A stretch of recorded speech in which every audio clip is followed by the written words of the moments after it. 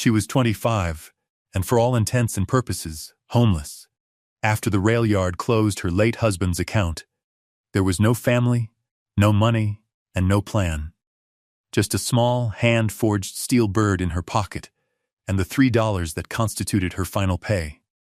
And with that $3, she bought an abandoned, welded-shut boxcar, sitting on a forgotten spur of track outside Laramie, Wyoming. But what nobody in that dusty rail town knew, what no one could have guessed, was that sealed inside that rusted iron shell was a secret 40 years old, a secret that would change her life forever. So settle in and stay close. Let us know where you're watching from tonight as we tell the story of Clara Harrow and the $3 boxcar. Clara had not been born to the railroad, but she had been made by it. She arrived in Wyoming at 19, a girl from a hard-luck Ohio farm where the soil gave out before the people did. She was promised a position as a laundress for a hotel, but the position had been filled months before her coach even crossed the Platte River. It was Liam Harrow who found her, sitting on her trunk at the depot, not crying but staring at the far-off mountains with a look of grim appraisal, as if measuring them for a fitting. He was a yard machinist for the Union Pacific, a man with grease ground into the lines of his hands and a quiet kindness in his eyes. He saw not a lost girl, but a fellow survivor. He bought her a meal, and then another, and within 6 months they were married, living in a small 2-room house in the company town that huddled in the shadow of the great repair shops. Liam was her mentor in the ways of this new world. He taught her the language of the yard, the difference between a highball and a deadhead, the meaning of the whistle codes that echoed through the valley day and night. He brought home scrap metal, shards of boilerplate, sheared bolts, flawed castings, and explained the nature of their failures, the subtle signs of stress and fatigue in iron and steel. He taught her to read the railroad's own dense literature, timetables, freight manifests, and the company ledgers where men's lives were entered as debits and credits. She had a quick mind for it, a head for numbers and patterns that surprised him. While other wives complained of the soot and the noise, Clara learned to find the rhythm in it, the great, pulsing, mechanical heartbeat of the nation. For a wedding gift, Liam had forged her a small bird from a piece of high-quality Damascus steel, its wings upswept, its body layered with the subtle, watery patterns of the folded metal. It was impossibly delicate for such a strong material, a perfect thing born of fire and skill. It was the most beautiful thing she had ever owned, and she carried it in her apron pocket always, a cool, solid weight against her thigh. Their life was not easy, but it was theirs. It was a life measured in paydays and steam pressure, in the scent of hot oil and the shrill call of the shop whistle. It was a life built on the unyielding certainty of iron, a certainty that shattered the day Liam was caught between 2 shunting cars, his life extinguished as quick and final as a snuffed lantern. The end of her life with the railroad came not with a bang, but with a piece of paper. A week after she buried Liam in the small, windswept cemetery overlooking the yard, a man from the company office knocked on her door. His name was Mr. Davies, and he wore a suit that was too clean for the grit-laced air of the town. He did not remove his hat. He handed her a thin envelope containing Liam's final pay, $33, and a second folded document. It was a notice of eviction. Her right to company housing, he explained without a trace of sympathy, had terminated upon the closing of Foreman Harrow's account. The house was needed for a new family, a living workers' family. He spoke as if reading from a manual, his voice devoid of inflection. Clara stood in the doorway, her hands clasped before her, and simply nodded. She did not plead or argue. She had watched the company for 6 years. She knew it was as deaf and unyielding as a granite cliff. Arguing with Mr. Davies would be like shouting at a locomotive. He was not a man. He was a function, a gear in the vast machine that had consumed her husband and was now casting her out. After he left, she stood in the center of the small room, the eviction notice cool in her hand. The air was thick with the scent of Liam, of oil and metal, and the faint, sweet smell of the pipe tobacco he smoked in the evenings. She looked at the sturdy furniture he had built, the shelf of books he had been so proud of, the worn spot on the floor where he sat to pull off his boots. These things were no longer hers. They belonged to the house, and the house belonged to the company. She spent $30 of her $33 to have Liam's tools, his most prized possessions, crated and shipped to his brother in California. It was what he would have wanted. Then, she began to pack. It did not take long. She had a small trunk for her clothes, a sewing box with her needles and threads, and the heavy cast-iron Singer sewing machine her own mother had given her. She wrapped it carefully in blankets, her most valuable and practical asset. As the sun began to set, casting long shadows from the smokestacks, she swept the floor one last time, closed the door behind her without looking back, and walked away from the only home she had known as a married woman, her worldly possessions loaded onto a borrowed handcart. She did not cry. The time for tears was a private thing, and her grief was her own, not a spectacle for the company's pity. She had $3 left, and the small steel bird in her pocket. Her journey was not one of miles, but of feet, a slow, grinding passage from the heart of the company town to its frayed edges. She pushed the handcart herself, the iron wheels groaning over the cinder-strewn ground. Every turn of the wheels was an act of will. The cart was heavy with the weight of her sewing machine, a dense anchor of self-reliance. She passed the neat rows of identical houses, each with its small patch of yard, and felt the shift in the air. Windows that had once held friendly faces now held curtains that twitched and fell still. The women she had shared coffee with, whose children she had patched clothes for, now looked away, their faces tight with a mixture of pity and fear. Clara's fate was a chilling reminder of their own precarity. They were all just one accident, one illness, one pink slip away from the same walk. The men, coming off their shifts, grimy and exhausted, tipped their hats with a new kind of solemnity, their eyes holding a respectful distance. She was no longer one of them. She was a widow, a loose piece of driftwood in the powerful current of the railroad. The familiar sounds of the yard, the rhythmic clang of a blacksmith's hammer, the hiss of steam, the deafening roar of a locomotive passing on the main line, seemed different now, alien and menacing. The place that had been the backdrop of her life, the source of her security, was now just a landscape of noise and industry that had no place for her.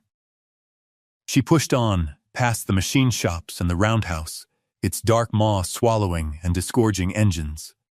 She followed the tracks out to the sprawling salvage yard, a graveyard of iron where the railroad's broken things were left to rust. Piles of bent rails lay like fallen giants. Mountains of shattered ties bled creosote into the soil. Here, on the literal and social margins of the town, an auction was scheduled for the following morning, a place where the unwanted was sold for pennies on the dollar. She found a sheltered spot behind a wall of discarded boilerplates, the metal still radiating a faint warmth from the day's sun. She unrolled her blanket, ate a piece of dry bread she had saved, and sat with her back against the cold iron. The sun dipped below the mountains, painting the sky in violent strokes of orange and purple. The temperature began to drop.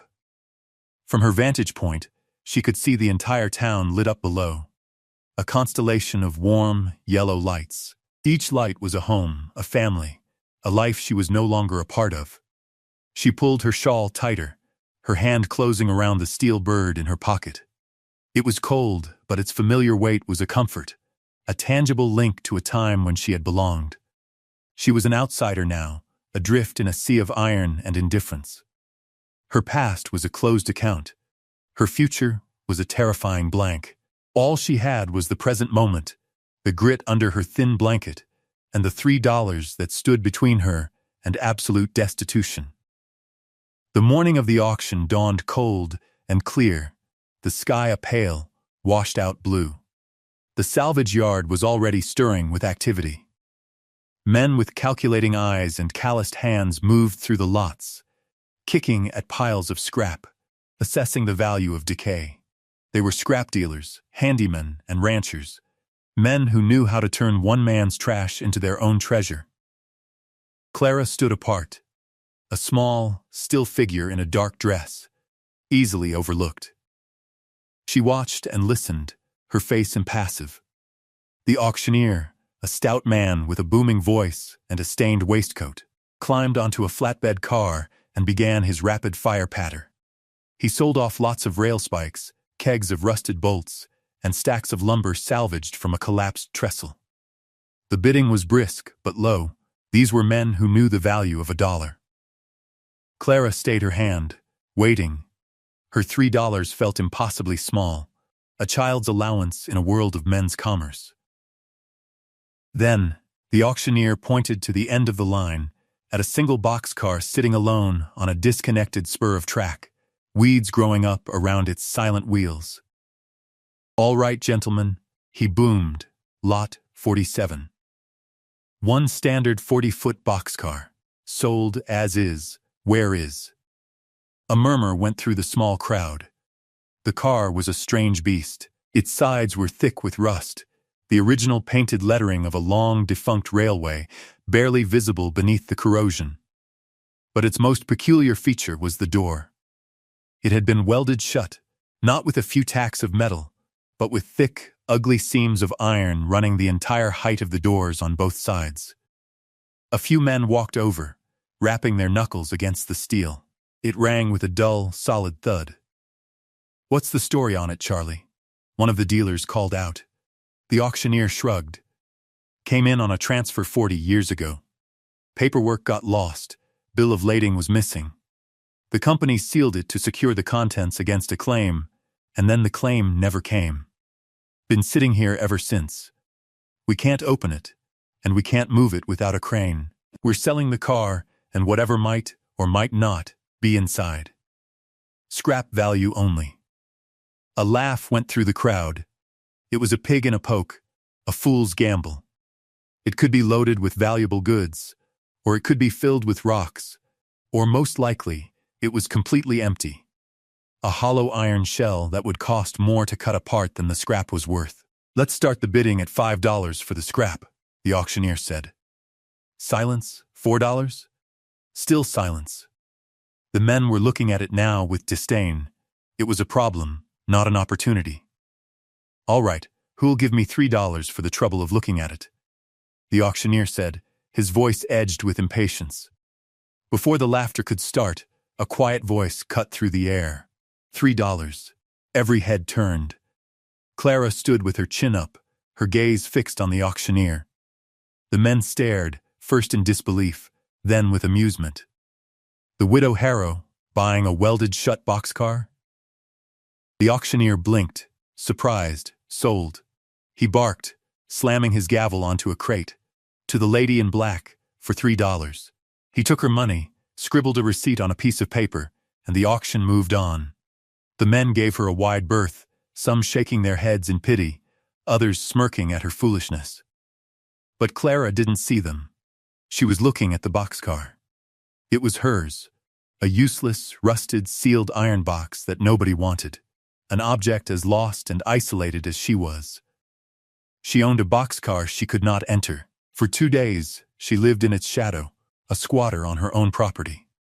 She used her sewing skills to mend clothes for a few of the section hands' wives in exchange for food, a loaf of bread, a handful of potatoes, a jar of milk.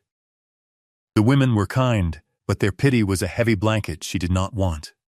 At night, she slept under the massive, silent bulk of the car, listening to the wind sigh through the rusted undercarriage. She spent hours studying it, walking its length, running her hands over the coarse, flaking rust and the brutal, thick welds. There were no visible markings to indicate its contents, only the ghost of a name: Allegheny and Western Freight. Her husband Liam had spoken of the smaller lines that the Union Pacific had swallowed up decades ago, their rolling stock absorbed or abandoned. This car was a relic from that earlier time. It was clear she could not open it alone. The welds were too thick, the steel too solid. She needed fire and a strong arm. There was only one man in town with the skill and the tools for such a job. George Pike, the railroad blacksmith. He was a widower himself, a large, quiet man who had kept to his forge since his wife's passing 5 years prior. He was known for his skill, his honesty, and his preference for the company of iron over people. Gathering her courage, Clara walked from the salvage yard to the smithy, a journey that took her back into the heart of the town. The smithy was a dark, cavernous building, smelling of coal smoke, hot metal, and horse. George Pike was at the anvil, his face illuminated by the glowing heart of the forge, his hammer blows ringing with a powerful, steady rhythm. He was shaping a new drawbar, his movements economical and precise. He didn't stop when she entered, finishing the heat before placing the glowing metal aside and turning to her, wiping his hands on a leather apron. His eyes were a startlingly clear blue in his soot-stained face. "Mrs. Harrow," he said. His voice was a low rumble. She did not waste time with pleasantries. "Mr. Pike, I have a business proposition for you." She explained the situation plainly, the boxcar, the welded doors, her lack of funds. "I can't pay you in cash," she finished, her voice steady, "but I will give you half of the scrap value of the car, and half of anything inside, if you will help me open it." He looked at her for a long moment, his expression unreadable. He knew, as everyone in town knew, of her circumstances. He could have taken pity, offered charity. But she had offered a bargain, a partnership. He walked over to a wall of tools, selecting a heavy cold chisel and a 10-pound sledgehammer. "Let's go have a look," he said. They walked back to the boxcar in silence.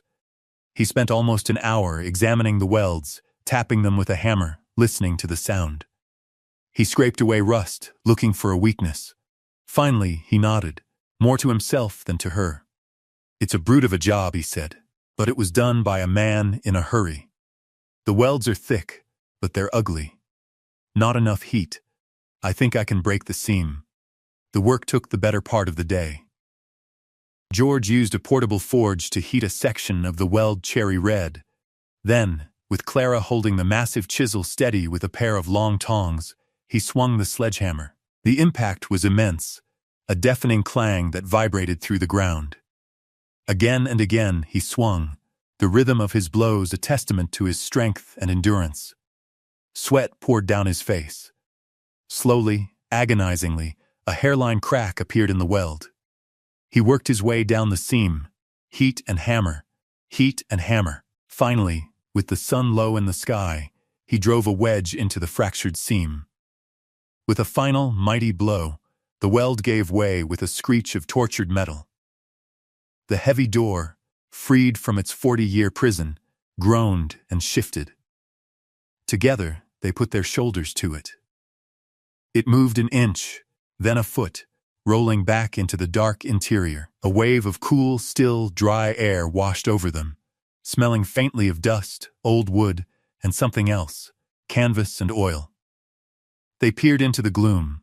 It was not empty. The interior of the boxcar was a time capsule.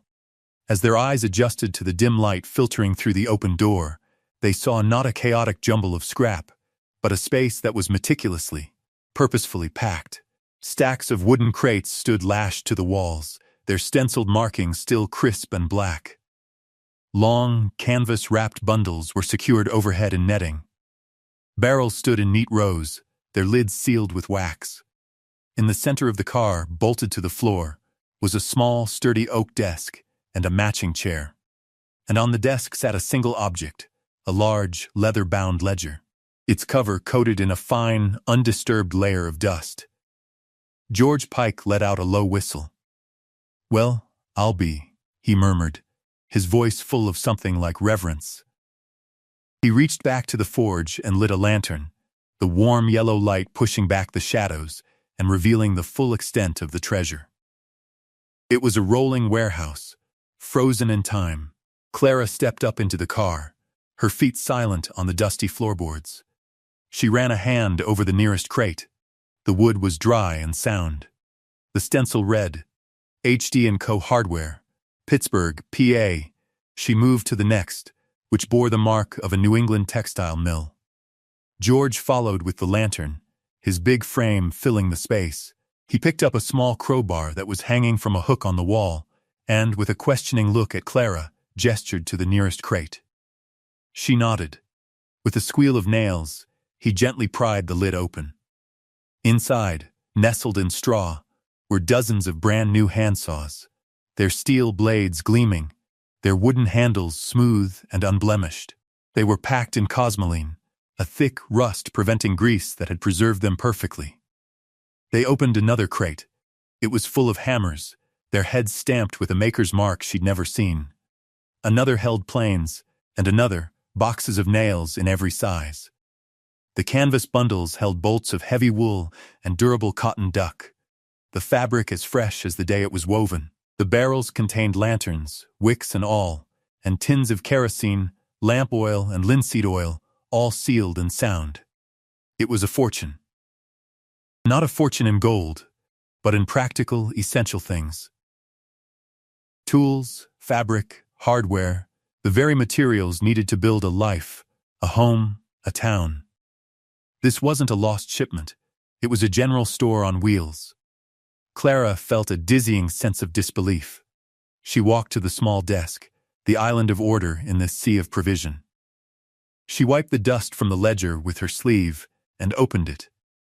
The first page was written in a neat, elegant hand. It was not a bill of lading, but a letter. To whomever finds this car, it began. My name is Silas Croft. I was the freight agent for the Allegheny and Western Line in the year 1852. This car and its contents were my charge, and my story is tied to them. Clara and George exchanged a look. He moved the lantern closer, its light falling on the page. She began to read aloud, her voice soft in the still, heavy air of the boxcar.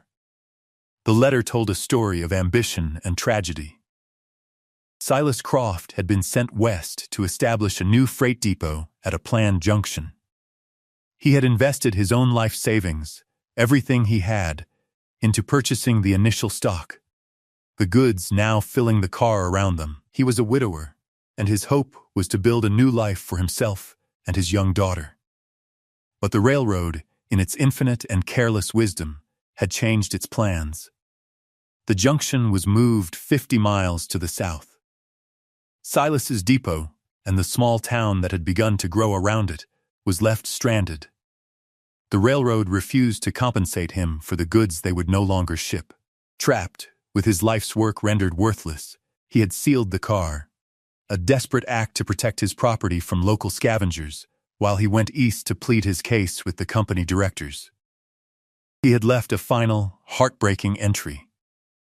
I leave this record and these goods in the hope that they might one day fall into the hands of someone in need of a new start, as I was. The manifest within this ledger is complete.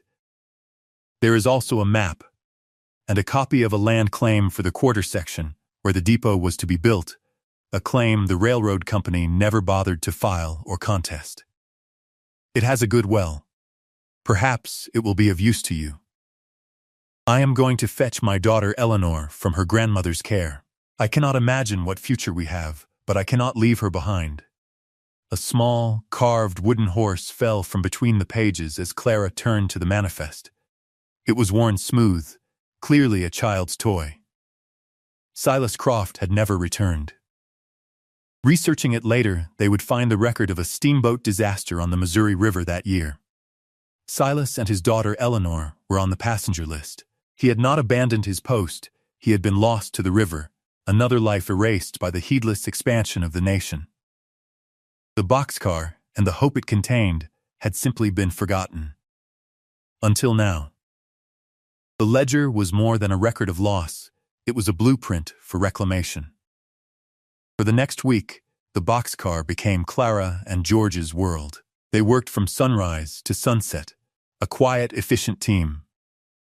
The first task was to create a complete inventory, cross-referencing the physical goods with Silas Croft's meticulous entries. Clara sat at the small oak desk, the ledger open before her, a pen and a fresh notebook at her side. Her skill with numbers and her tidy, precise handwriting were perfectly suited to the task. George, with his brute strength and gentle hands, would open a crate or a barrel, call out the contents, and then carefully reseal it. 24 brace and bit sets, he would call, his voice echoing slightly in the long metal room. Marked Stanley, rule and level. 24 brace and bit sets, Clara would repeat, her pen scratching across the paper. Stanley, rule and level. Check. They developed a rhythm, a wordless dance of shared work. The process was slow and methodical, a kind of archaeology. Each item they unpacked was a connection to the past, a piece of Silas Croft's failed dream. They found boxes of fine china, carefully packed in barrels of sawdust. They found school primers and slates, evidence of his hope for a community. They even found a crate containing a small, ornate cast-iron stove, a model designed for a small home, not a rough frontier cabin.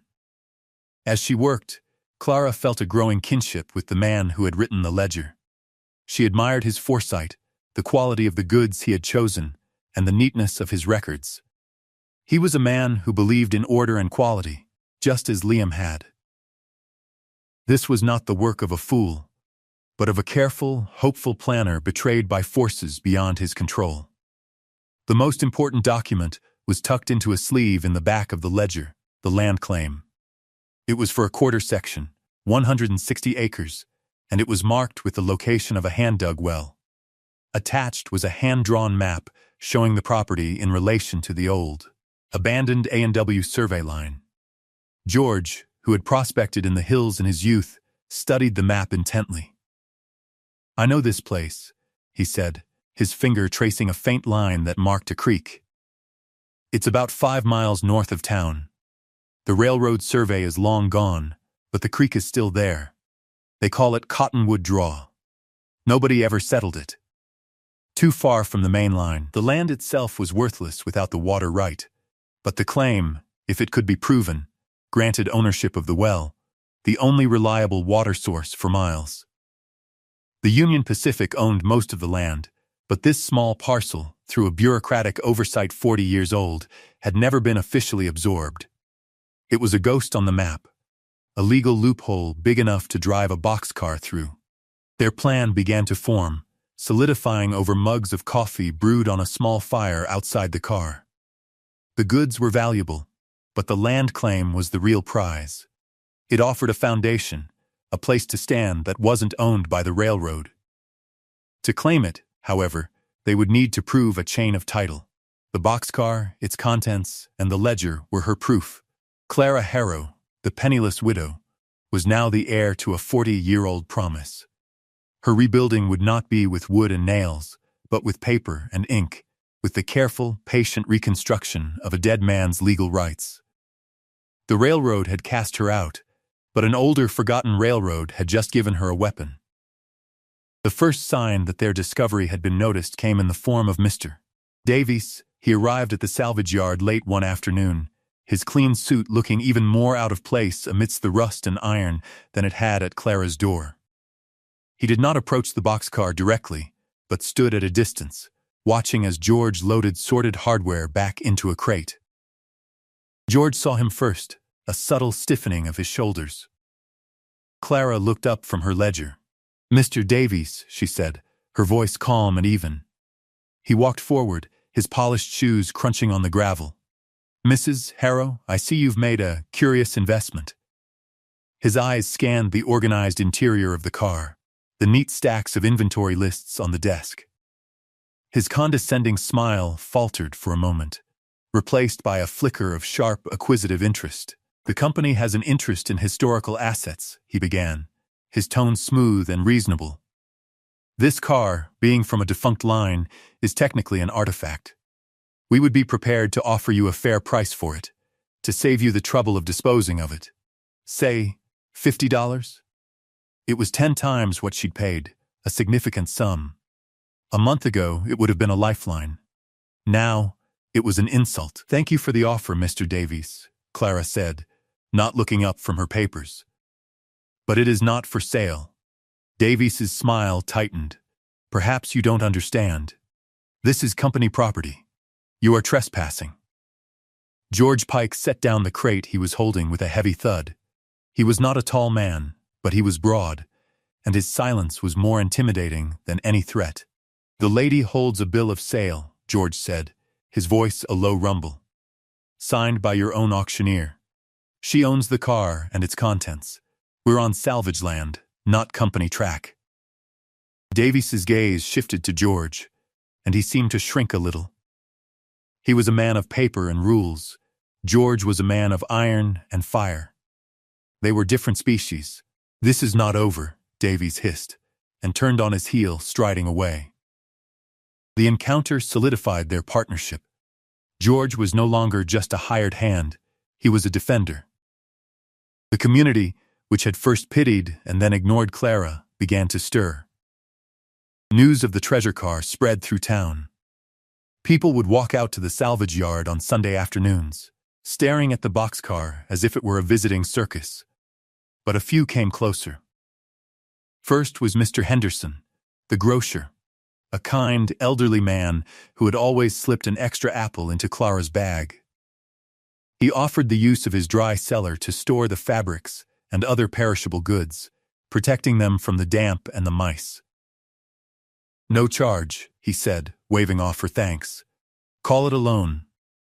Good for the town to have a little mystery." Next came Mrs. Gable, the postmistress, a woman who knew everyone's business.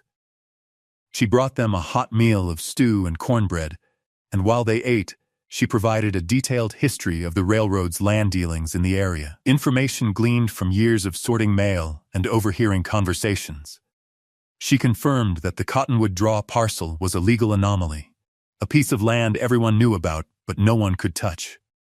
A young lawyer, fresh from the East and eager to make a name for himself, heard the story and offered his services. Intrigued by the legal challenge, he spent an evening in the boxcar, poring over the ledger and the claim map by lantern light, his excitement growing with each page. "This is magnificent," he breathed. "This is a perfect chain of evidence." Clara's rebuilding was becoming a community project. Each person brought their own skill, their own piece of the puzzle: storage, information, legal counsel. They were drawn not just by the prospect of a fight with the powerful railroad, but by the quiet dignity of the work itself. They saw Clara not as a victim, but as a strategist, and George not as a simple blacksmith, but as a guardian. The boxcar was no longer just a container of goods. It was becoming a symbol of quiet defiance, a rallying point for the town's own forgotten hopes. The filing of the land claim at the county courthouse was a quiet affair, a matter of ink and paper, but it sent shockwaves through the railroad's local headquarters. Clara, accompanied by George and her young lawyer, presented the original claim document from Silas Croft's ledger, along with the bill of sale for the boxcar and a signed affidavit from the auctioneer. The county clerk, a man who had been bullied by the railroad's lawyers for years, stamped the documents with a grim satisfaction. The Union Pacific responded as expected, with a team of lawyers from Omaha who descended on the town like a flock of crows. They tried to have the claim dismissed, arguing that it was ancient and invalid. But Clara's lawyer was prepared. He argued that the claim had been sealed and preserved, its chain of title unbroken, by the railroad's own actions. By welding the car shut, the company had inadvertently created a perfect, tamper-proof vessel for Silas Croft's legal rights. The railroad's second tactic was to try and buy her out. Mr. Davies appeared again, this time with a much larger offer, enough money to set her up comfortably for life. He cornered her outside the general store, his voice a low, urgent murmur. "Take the money, Mrs. Harrow. You cannot win this fight. The company has endless resources. We can keep this tied up in court for years, until you have nothing left." Clara looked at him, her expression calm. "This isn't about money, Mr. Davies. It's about the land." She had come to understand that the 160 acres and its well represented something more than their monetary value. It was a chance to put down roots, to build something that could not be taken away by a ledger entry in a distant office. The fight over the land claim became the town's central drama. Support for Clara grew. The local newspaper, which usually kowtowed to the railroad, ran a front-page story detailing the history of Silas Croft and the ghost car, painting Clara as a plucky heroine. When the railroad tried to get a court order to seize the boxcar as evidence, George organized a group of men from the town, shopkeepers, ranchers, and even some off-duty railroad workers, who stood guard around the car day and night. They brought lanterns and coffee, their silent presence a clear message to the company. Clara, in the meantime, had transformed the boxcar into a place of business. With George's help, she built shelves and a counter. She was no longer living in the shadow of her property. She was inhabiting it. She began to sell the goods, not as a clearance, but as a merchant. The women of the town, tired of the limited and overpriced selection at the company store, flocked to her for quality fabric, needles, and thread. The men came for the superior tools, the likes of which hadn't been seen in Laramie for years. She was a fair trader, setting her prices based on the old manifest, and she quickly earned a reputation for honesty. She was no longer poor widow Harrow. She was Clara, the proprietor of the Boxcar Mercantile. People knew her name. They sought her out. Her small corner of the salvage yard became a new center of commerce, a place of quiet industry humming with a life of its own. George was a constant presence, his smithy now unofficially relocated to the area beside the car. He repaired wagons and sharpened plows, the ring of his anvil providing a steady rhythm to their days. Their partnership, forged in the fire of his forge and the ink of her ledger, had settled into a comfortable, unspoken affection. They were building a life together, one transaction, one hammer blow at a time. The court, swayed by public opinion and the undeniable weight of the evidence, eventually ruled in her favor. The land was hers. Clara stood in the doorway of the small, solid house they had built on the land at Cottonwood Draw. The house was made of stone cleared from the property and timber from the small grove of cottonwoods that gave the creek its name. It was not a large house, just 2 rooms and a deep porch, but it was sturdy, and it was theirs. From the porch, she could see the boxcar. George had moved it from the salvage yard with a team of 20 horses and a crew of volunteers from the town. It now rested on a permanent foundation of stone pillars, its wheels removed, its body cleaned of rust and given a fresh coat of protective black paint. It served as a dry, secure storeroom and workshop. The Boxcar Mercantile sign painted in neat white letters above the door that George had rehung on smooth, new hinges. The sun was setting, and the light caught the dust motes dancing in the air, turning them to gold. In her right hand, she held the small steel bird Liam had forged for her so long ago. Its edges were worn smooth from the years she had carried it in her pocket. It was a relic of a past life, a life of love and loss, but it was a part of her story. On the stone mantelpiece inside the house, next to a vase of wildflowers, sat a small, carved wooden horse. It was Silas Croft's daughter's toy, found between the pages of the ledger. It was a relic of another's hope, another's loss. The 2 objects, the steel bird and the wooden horse, seemed to speak to each other across the room, a silent conversation about fathers and daughters, husbands and wives, and the love that endures even after its objects are gone. Liam had taught her to see the world with clear eyes, to understand the nature of things. Silas had given her a map and a means. Both men, strangers to each other, separated by decades, had provided her with the tools she needed to survive and then to build. She heard the familiar, rhythmic sound of a hammer on steel and looked toward the new smithy George had built near the creek. He was finishing his last job of the day, his silhouette dark against the fiery glow of the forge. His presence was as solid and reliable as the anvil he worked on. Theirs was not a romance of grand declarations, but of shared labor and quiet companionship. It was in the way he kept her woodbox full, the way she made sure there was a hot meal waiting when he finished his work. It was in the easy silence that fell between them as they sat on the porch in the evenings, watching the stars appear in the vast Wyoming sky. It was a love built on a foundation of mutual respect, as solid as the stone of their house. Clara Harrow was 25 and had $3 to her name. She had been a widow with no prospects, a ghost in her own life. She spent it on a rusted boxcar no one wanted. It was the best $3 she ever spent. Thank you for joining us for this story, for sitting with Clara in the quiet and the uncertainty. Her journey reminds us that value is often hidden, waiting not for a hero, but for someone with the patience to look. If you found a measure of peace in Clara's victory, a sense of rightness in the ringing of George's anvil, we hope you'll subscribe to our channel and share this story with someone else who appreciates a quiet strength and a victory earned through hard work and clear sight. It helps these stories find the people who need them. And as you go about your day, we'd love for you to consider a question and perhaps share your thoughts in the comments below. What is the most valuable thing you have ever found? Not because you were searching for treasure, but simply because you were the only one willing to stop and truly see what was there. We often find that the best things in life are not the things that glitter, but the things that endure. The things that, like Clara's boxcar, hold within them the quiet, sturdy promise of a new beginning, waiting for the right hands to come along and unlock their potential. The world is full of such locked boxes, in salvage yards and in our own hearts. It just takes a little courage, and perhaps a partner with a strong hammer and a steady hand to see what's inside. Until next time, be well, and look for the value in the things others have left behind.